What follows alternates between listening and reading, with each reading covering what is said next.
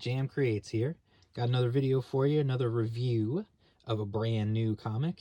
This is the third comic from Allegiance Arts, which is a new publisher.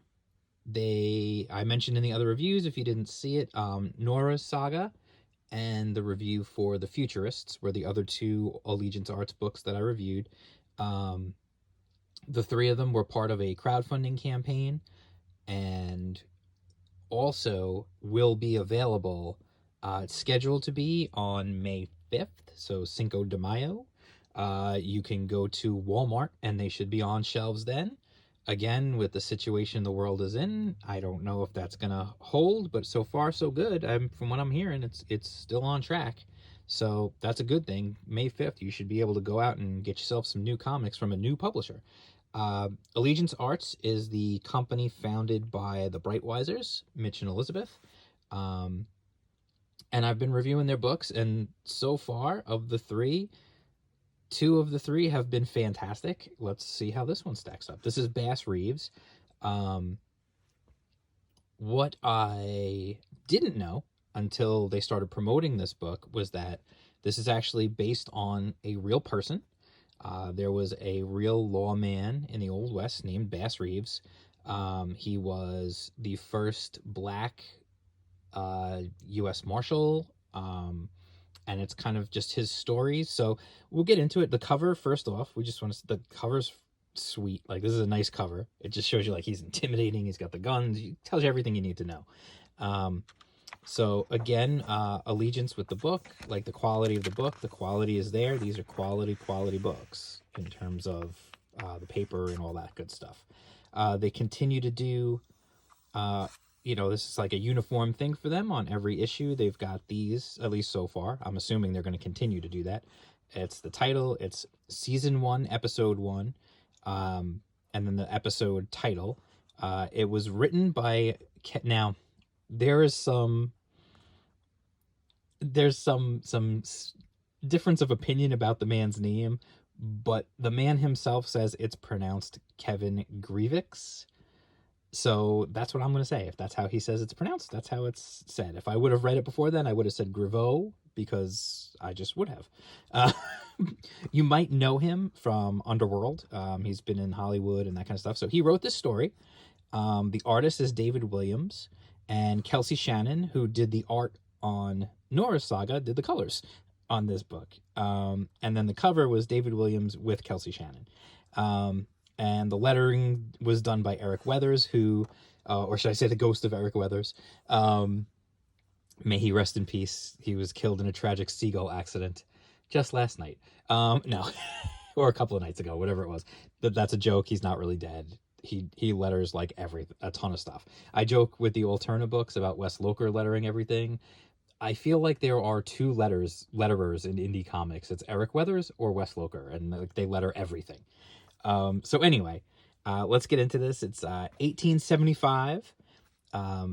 It's the Old West. We start off with a good old-fashioned, stagecoach robbery.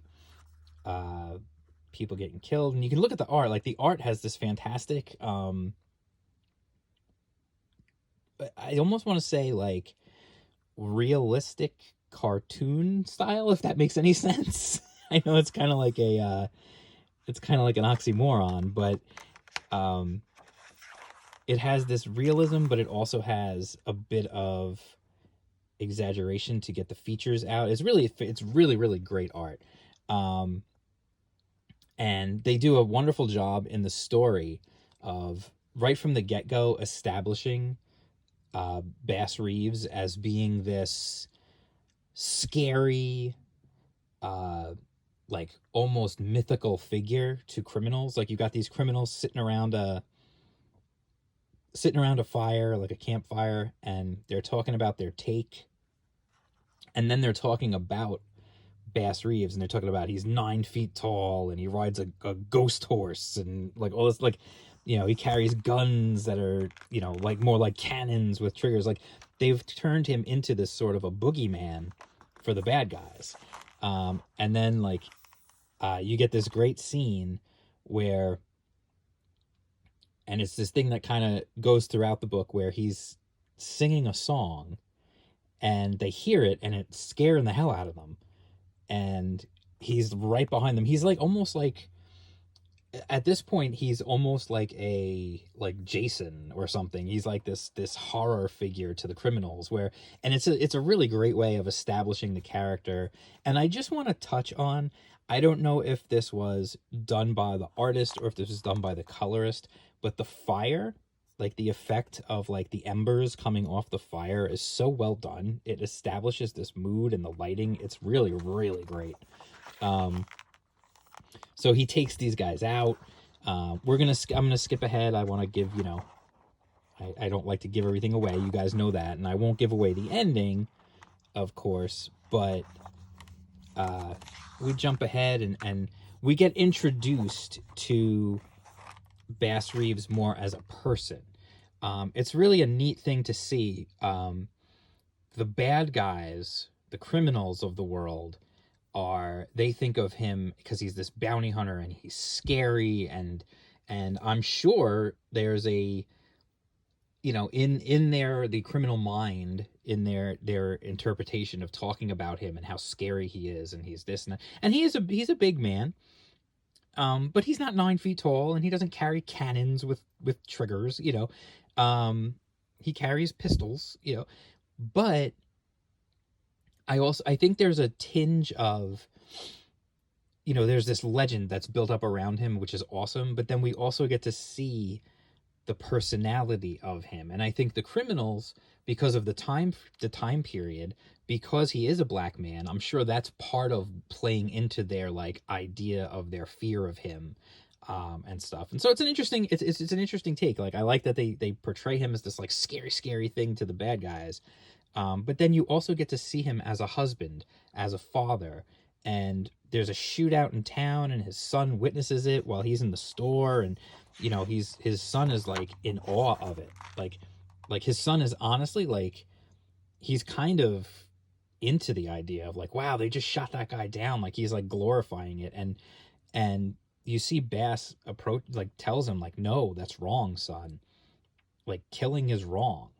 Like, like he says, like, glorifying a man's death is never a good thing. Do you hear me? The men who got away were bad men. Guns and obeying the law are responsibilities. They are not toys made for your pleasure. Do you understand? They're tools of justice. And he believes that. Like, he doesn't take pleasure in having to kill someone when he's trying to collect a bounty or apprehend a criminal or something like that. And he does what he needs to do to get the job done, but he doesn't think of it as like, oh, I'm so cool because I can do this. You know what I mean? So it's a neat thing to show. I don't want to show the ending. I'm not going to show the end. What I am going to show, though, is this, and I thought this was really cool that they included this. This is an actual photo of Bass Reeves. He was the first black U.S. Marshal to serve west of the Mississippi.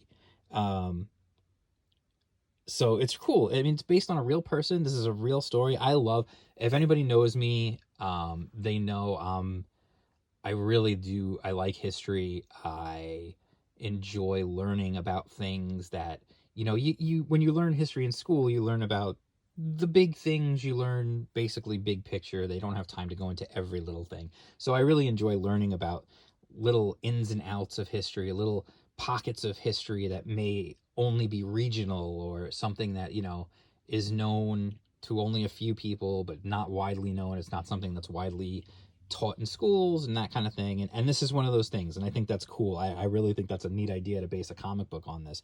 And it's a good book. The writing is fantastic, which I kind of expected it to be. I know that sounds like weird to just be like, oh, I kind of expected it to be. But I did. I expected the writing to be top notch, and the art is fantastic. And you got the cover for, the next. Stay tuned. The next thrilling episode is coming soon. And they do that in all the books. Obviously, the crowdfunded ones have the thank you page, and then again the symbol. Like, all their books have this cool symbol. So again, the art fantastic. The writing really good. It establishes the world, it establishes the characters, and Bass Reeves is not a cartoon. He is a rounded character. Like I said, you get introduced to him as this almost mythical figure, but then you get to know him as a human as well, which is really neat. And that's something, honestly, like to see in a comic book is really, really nice. It's nice to see like really well written comic. And like I said, the art, really great art. You know, you look at this stuff, like this stuff is cool. Um, and it's telling a good story. So I'm certainly looking forward to the next issue to see where this goes. There's a part of me that wants to now research Bass Reeves because I tend to do that. When I was watching, just to get a little off topic, when I was watching Turn, Washington Spies, the AMC show, every time they would introduce something, I would look it up afterwards just to see like the real history. And so much of it was so interesting, especially for me being from New York. Like that whole story takes place, you know, on Long Island for the most part, and that was really neat.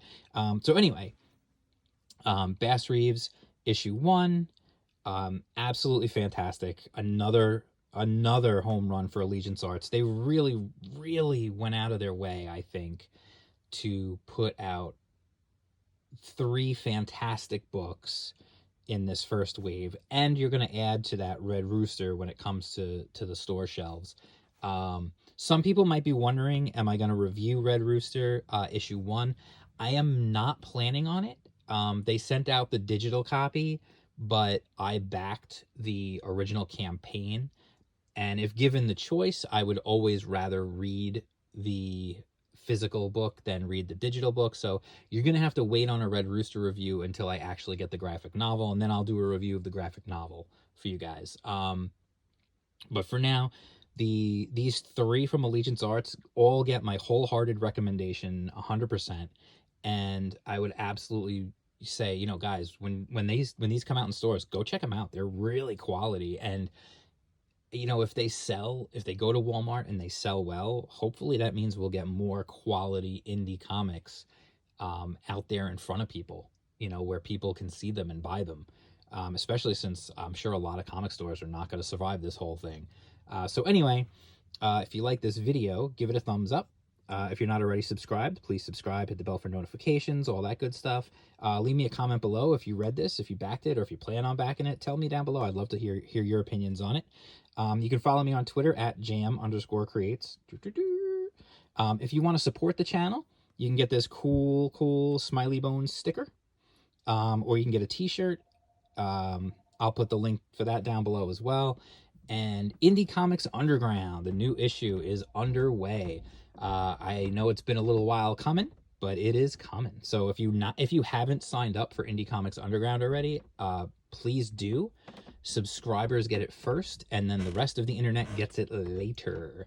So sign up. You can see Indie Comics, www.indiecomics.underground.com. Again, I'll put the link below. You sign up for that zine, you'll get it first as a subscriber.